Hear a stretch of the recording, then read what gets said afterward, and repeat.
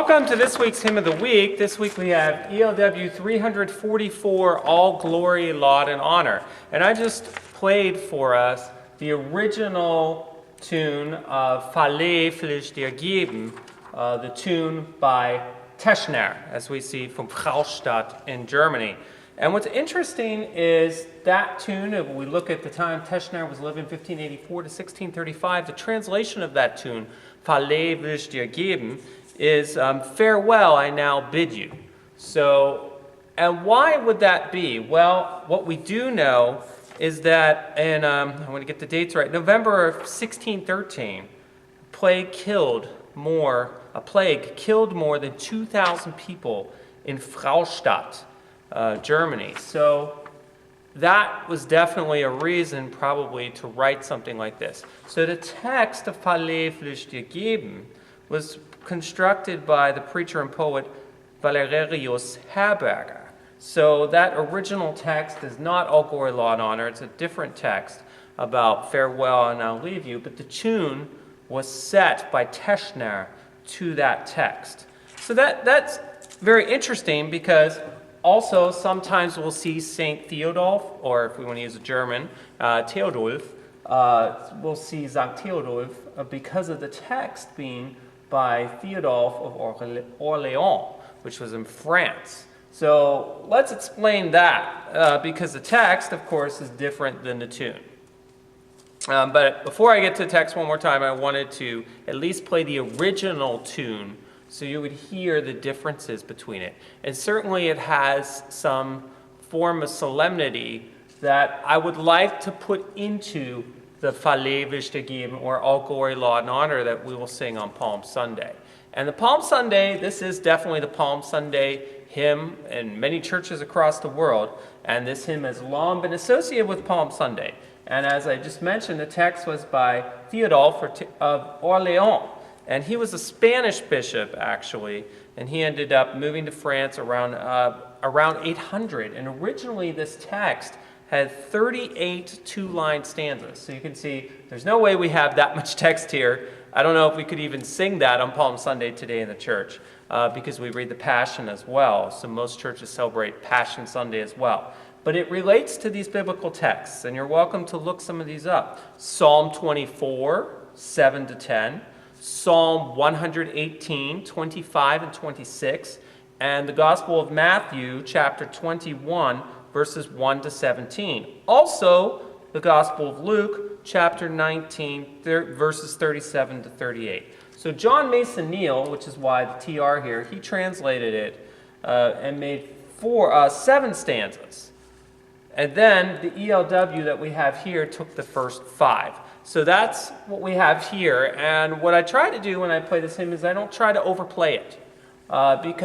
Mainly because of the tune that sets it has not just a solemnity, and I find, but it also has a sort of majestic feel as well. And I think that is a great tune to select for the concept and idea of Palm Sunday going into Holy Week. There's certainly that tragedy coming. There's certainly the people, as Jesus enters Jerusalem, are saying, Hosanna, Hosanna, like save us, right? And they are looking for this military Messiah, but Jesus ultimately disappoints that because he doesn't become a military Messiah. He becomes someone that dies for their sins and becomes a Messiah in a much different way. So to use a tune that was constructed at a time of mourning and it's true sacrifice and hurt, probably, makes a lot of sense to connect that also to Holy Week. So I find that connection very interesting. Here is All Glory, Laud, and Honor. You